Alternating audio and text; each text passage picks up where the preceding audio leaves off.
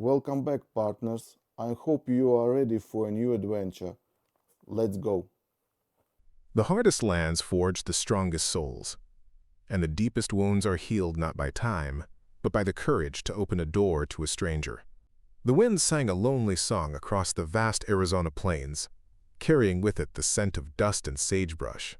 Here, on the raw edge of the known world, stood a small cabin, built of stone and resilience. Inside lived a man named Kale. He was not a hermit by choice, but by the decree of fate. Once, he was a renowned tracker for his people, a man respected for his sharp eyes and quiet wisdom. But a bloody conflict with settlers had taken everything from him: his family, his tribe, his purpose in life. Now, silence was his only companion, and the past was a heavy stone upon his soul. He was a ghost walking in a world that no longer had a place for him, his heart as barren as the land around him. One evening, as the rust-colored sun bled across the horizon, his solitude was shattered by a faint knock at the door. The sound was so alien in his silent world that Kale froze, his hand instinctively moving to the hunting knife at his belt. For years, no one had dared to venture this deep into the untamed wilderness. The second knock was more insistent, a fragile sound against the immense silence. With a heavy heart and a hand resting on his weapon, he moved toward the door. He braced himself, expecting trouble, for trouble was all the outside world had ever brought him. He opened it to the dying light, his eyes narrowed, ready to face whatever danger had found his lonely refuge. On his doorstep stood a little girl, perhaps 6 years old, with hair the color of sun-ripened wheat and eyes that mirrored the spring sky. She was barefoot, her simple dress torn and ragged, and in her small hands she clutched a handmade rag doll. Despite the dirt and tear tracks on her cheeks, her gaze was filled with a desperate determination. "Please, help," she whispered, her voice trembling with a mixture of cold and fear. "My mother, she fell and she cannot get up." Kale looked down at the child, and something deep within his frozen heart stirred. In her wide, innocent eyes, he saw an echo of his own long-lost hope, a flicker of light in his endless darkness. He was not accustomed to trusting outsiders. Their arrival had always spelled disaster for his people, a harbinger of pain and loss. But this child was not a threat. She was a plea, a fragile prayer, offered up to the unforgiving wilderness. The little girl did not wait for his answer. She turned and, looking back over her shoulder, began to walk slowly into the gathering gloom. Kale hesitated for only a heartbeat. Pushing aside his own deep-seated pain and solitude, he grabbed a leather flask of water, a pouch of medicinal herbs, and followed the small guide into the vast, unknown expanse of the encroaching night. The little girl, whose name he would later learn was Lily, led Kale through thickets of cactus and rocky ravines.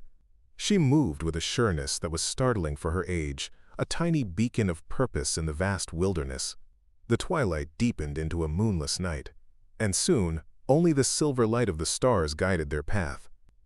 Finally, at the base of a small canyon, tucked beneath an overhanging ledge of rock, Kale saw a figure on the ground.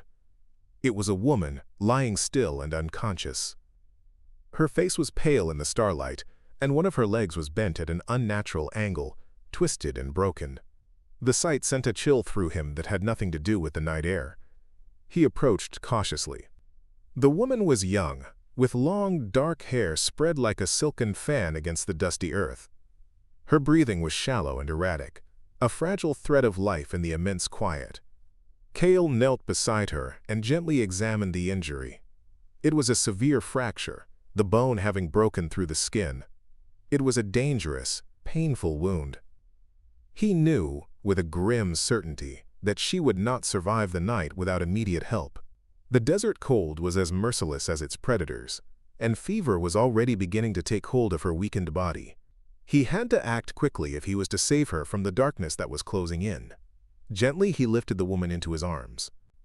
She was surprisingly light, feeling as fragile as a bird. With Lily clinging to his buckskin shirt, her small face buried in the fabric, he began the slow, arduous journey back to his cabin. Each step was a careful negotiation with the treacherous terrain. his own past griefs momentarily forgotten in the urgency of the present. He cursed the fate that had once again brought the pain of others into his isolated life, yet he could not deny the flicker of purpose that ignited within him. For the first time in years, he was not just surviving, he was fighting for someone else to survive as well. Back in the sanctuary of his humble home, Cale laid the woman on his own cot, the only soft place in the entire cabin. Lily, exhausted but refusing to leave her mother's side, curled up in a corner, her wide eyes watching his every move. Cale built up the fire in the hearth, its warm glow pushing back the shadows. He was no doctor, but years of living in the wild had taught him the secrets of the earth. He knew which plants could soothe a fever, and which could dull the sharpest of pains. He had a deep understanding of the land and its remedies, a knowledge passed down through generations of his people. This ancient wisdom was now their only hope. He prepared a special paste from crushed yucca root and mineral-rich clay, a poultice his ancestors had used for centuries to cleanse wounds and prevent infection. His hands, though calloused from a life of hardship, were surprisingly gentle. Carefully but skillfully, he set the broken bone and applied a splint made of sturdy branches, securing it tightly with strips of soft leather. He worked in complete silence, his movements precise and focused, his entire being concentrated on the delicate task before him. Throughout the long, dark night, he never left the injured woman's side, giving her sips of a herbal broth and monitoring her faint breathing. Lily eventually fell asleep by the fire, her small body curled around her rag doll, her face peaceful in the flickering light. In the profound silence of the cabin, broken only by the crackling of the logs, Cale felt the icy walls of his own solitude begin to slowly melt away. He was no longer just a ghost haunted by memories. He was a guardian, a healer.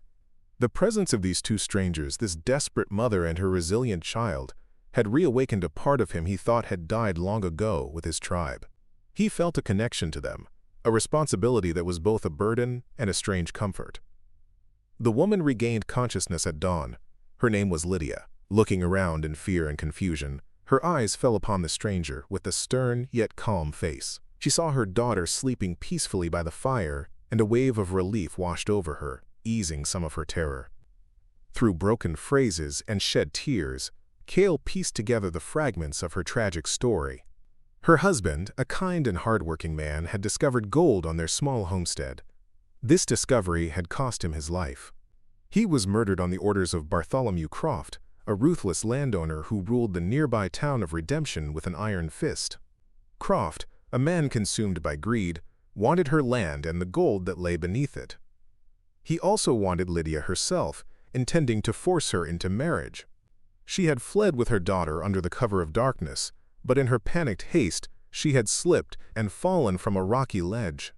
Cale listened, his heart tightening with a familiar, cold anger. Lydia's story was a painful echo of his own people's fate, another tale of the destructive greed of outsiders. He saw the same hunger in Croft that he had seen in the men who had destroyed his world. It was a poison that corrupted everything it touched. He found himself sharing his own story, telling her of the massacre that had claimed his tribe, leaving him as the sole survivor. This shared tragedy, this common wound of loss and injustice, forged an unspoken bond between them. They were two lonely souls, adrift in a harsh world, both having lost everything they held dear to the same insatiable greed. In that small, quiet cabin, a fragile connection began to form, a thread of understanding woven from shared pain and a desperate, flickering hope for survival. They were no longer complete strangers, but fellow survivors in a world that had tried its best to break them. Days turned into a week. Lydia's leg began to heal under Cale's diligent care. He hunted for them, bringing back fresh meat and foraging for edible plants. Lydia, as much as her injury allowed, brought a touch of order to his Spartan home. She mended his worn shirt and organized his few possessions, her quiet presence filling the cabin with a warmth it had not known for years. Lily, having recovered from her initial shock, began to explore her new surroundings with childlike curiosity. The high desert landscape, once a place of terror, was now her playground. She followed Cale with wide-eyed fascination as he taught her to identify animal tracks in the soft earth, or showed her how to carve a simple whistle from a river reed. A surprising and tender friendship blossomed between the stoic warrior and the little girl. Lydia watched them from the cabin doorway, a faint smile touching her lips. She saw the profound change in Cal. The hardness in his eyes softened whenever he looked at Lily, replaced by a gentle warmth. She saw the way his hands, which could track a mountain lion or wield a knife with deadly skill, could also patiently guide a child's fingers. One evening, as they sat by the fire, Cale presented Lily with a small, intricately carved wooden hummingbird. The girl's face lit up with pure joy. Lydia watched them, and a new, unfamiliar feeling began to stir in her heart. It was a warmth that spread through her chest, a feeling of deep affection for this silent, strong man who had saved them not just from death, but from utter despair. She began to see beyond his stoic exterior, recognizing the kind and wounded soul that he kept hidden from the world. In his quiet strength, she found a sense of safety she thought she had lost forever. Meanwhile, in the dusty town of Redemption, Bartholomew Croft was consumed by rage. The loss of Lydia and her valuable land was a blow to both his pride and his avaricious plans. He was not a man who accepted defeat. Determined to reclaim what he considered his property, he hired a ruthless tracker, a former bounty hunter named Rourke, a man known for his cruelty and his ability to find anyone who did not want to be found. Croft's ambition was a fire that burned everything in its path, and he would not let a lone woman and a child stand in the way of his fortune. Croft also began to poison the minds of the townspeople. With the help of his loyal but cowardly subordinate, Deputy Rhodes, he spread vicious rumors throughout the town. He painted a picture of Lydia being abducted by a dangerous savage, a heathen from the wilderness who had taken her against her will. He portrayed himself as the concerned protector, a man who only wanted to rescue a helpless woman. The old town marshal, Miller, an honest man worn down by years of fighting Croft's pervasive influence, was skeptical of these stories but could not ignore the growing unrest among the citizens. The tension in Redemption mounted with each passing day. Croft skillfully manipulated the fears and prejudices of the settlers, using their ignorance as a weapon. He prepared to use force to take back what he believed was rightfully his, confident that the town would support him. He repeatedly referred to Cale as a heathen, a godless savage, fanning the flames of hatred in the hearts of the townspeople. He knew that fear was a more powerful tool than truth, and he used it to turn the community into his unwitting accomplices in the crime he was planning to commit. One day, while Cale was away hunting, a posse led by Deputy Rhodes rode up to the cabin. Seeing Lydia, Rhodes attempted to force her to return with them, loudly proclaiming that he was there to rescue her from her captor. But Lydia was no longer the frightened, helpless woman who had fled into the night. She stood tall, her eyes blazing with defiance, and bravely defended her rescuer. "This man is more honorable than all of you combined," she shouted, her voice ringing with conviction. "He saved us when you left us to the mercy of a murderer." Her courage stunned the men into a momentary silence. At that precise moment, Cale returned. Seeing the armed men near his home, he moved like a shadow, approaching them silently from behind. He appeared as if from the very earth, his sudden presence and formidable demeanor startling the posse into a hasty retreat. They had expected to find a helpless woman, not a determined protector, and a warrior ready to defend his home. This public humiliation only served to fuel Croft's fury. He realized that whispers and rumors would not be enough. He would have to take more drastic, more violent action to achieve his goal. That night, the atmosphere in the cabin was thick with unspoken emotions. As Lydia gently tended to the scratches Cale had received in the brief scuffle, her fingers brushed against his skin. Their eyes met, and in that fleeting touch, a universe of meaning was exchanged. It was a silent promise, a vow to protect each other against the storm they both knew was coming. It was the quiet beginning of a love born not of courtship and sweet words, but of shared trauma, mutual respect, and the fierce, protective instinct that had grown between them. They were two halves of a broken whole, finding solace in each other. Under the cloak of darkness, Croft and his hired men, led by the tracker Rourke, surrounded the small stone cabin. They had not come to talk. The first shot shattered the single window, sending splinters of glass flying into the room. Cale reacted instantly, pulling Lydia and Lily down and ushering them into a small root cellar hidden beneath the floorboards. Then, the siege began. A fierce battle erupted, the quiet of the night torn apart by the roar of firearms and the shouts of angry men. Kale, using his intimate knowledge of the surrounding terrain, became a phantom in the night. He moved from rock to shadow, a silent, deadly force. He did not seek to kill, but to disable, to disarm, to drive back the invaders who threatened his newfound family. But Croft, driven by a mad obsession, would not be deterred. In a fit of rage at being outmaneuvered, he committed a desperate, evil act. He grabbed a torch from one of his men and hurled it onto the cabin's dry wooden roof. Flames erupted, licking at the night sky, quickly engulfing the structure in a blaze of orange and red. The fire spread with terrifying speed, turning their small sanctuary into a raging inferno. Realizing that Lydia and Lily were trapped in the cellar beneath the burning cabin, a primal fear seized Kale. He knew he had only moments. At that instant, a bullet from Rourke's rifle caught him in the shoulder, the impact spinning him around. Ignoring the searing pain, he charged into the inferno. The smoke was thick and choking, the heat intense. Inside, he found Croft trying to pry open the cellar door, his face a mask of crazed determination. A desperate, brutal struggle ensued amidst the smoke and falling embers. Two men, one fighting for greed, the other for love, clashed in a final, deadly confrontation. Summoning his remaining strength, Kale overpowered Croft, sending him stumbling back into the collapsing, fiery structure. He threw open the cellar door and pulled Lydia and Lily out into the smoke-filled room. As he guided them toward the exit, the wounded Rourke, half hidden in the shadows outside, raised his firearm for one last shot. He aimed for Kale. But Lydia saw the movement. Without a second thought, she threw herself in front of Kale, using her own body as a shield to protect the man she loved and her daughter. The firearm discharged with a deafening roar. The bullet struck Lydia in the shoulder, the force of the impact sending her stumbling into Kale's arms. A cry of pure rage and anguish tore from Kale's throat, a sound of such raw pain that it seemed to shake the very canyons. Before Rourke could fire again, a new figure emerged from the darkness.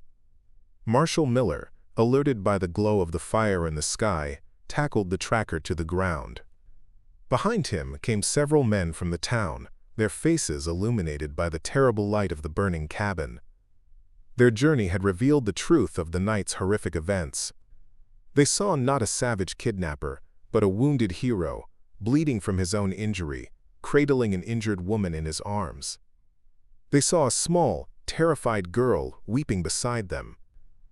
They saw the body of the supposedly respectable Bartholomew Croft in the ruins, and the captured Rourke. The web of lies Croft had so carefully woven was instantly consumed by the flames of truth. The townspeople stood in stunned silence, shame and horror etched on their faces. They had allowed their fear and prejudice to make them blind accomplices to a great evil. In that moment, their world shifted. Weeks passed. The desert sun shone down on a scene of healing and renewal.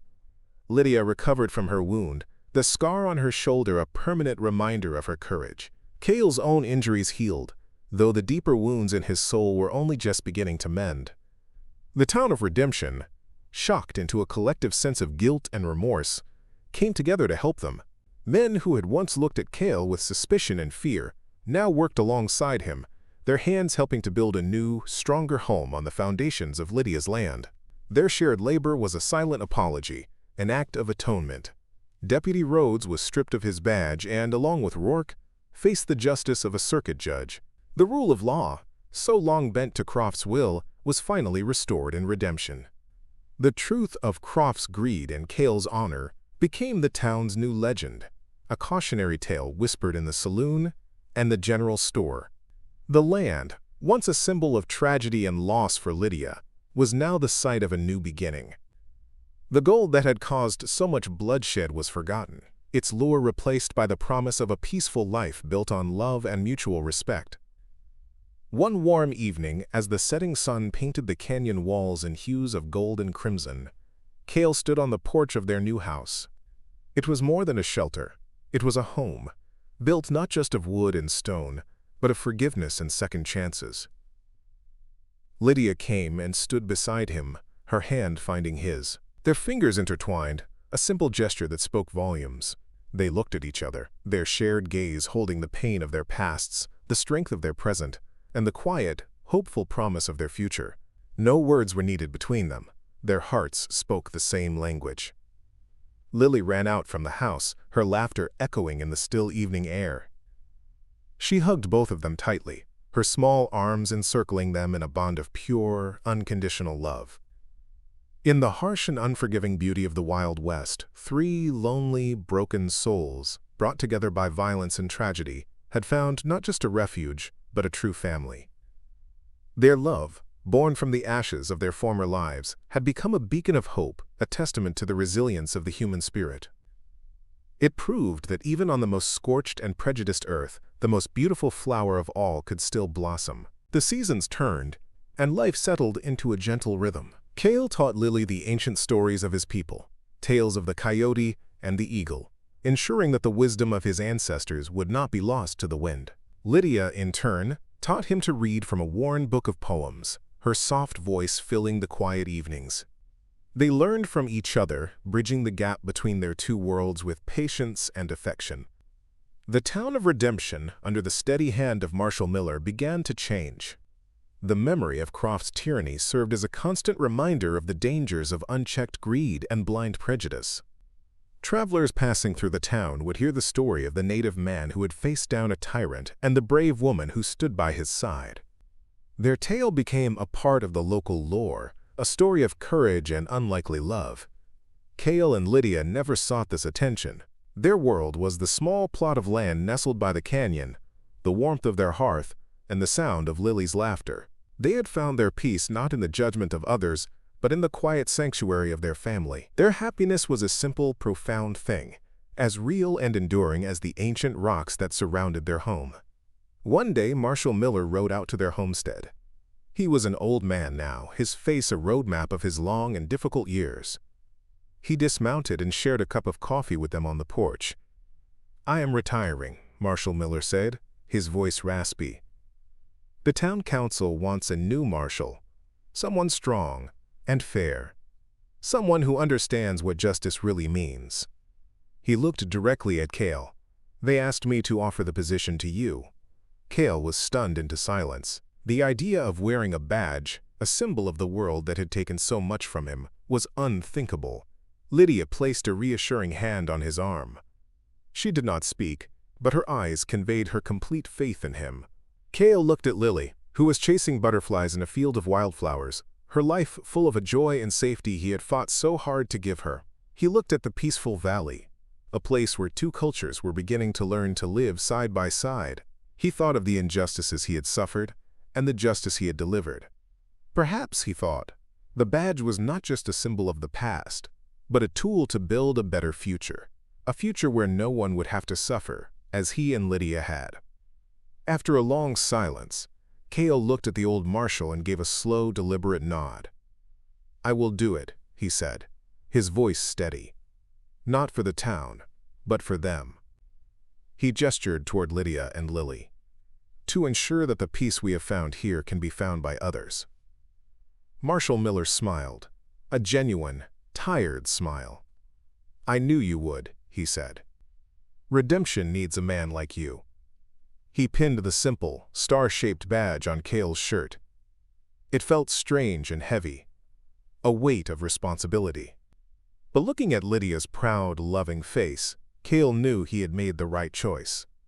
Cale became the Marshal of Redemption. He did not rule with a firearm, but with wisdom and fairness. He judged people not by the color of their skin or the language they spoke, but by the content of their character. He taught the townspeople to respect the land and its ancient ways, and in turn, he learned to navigate their world of laws and commerce.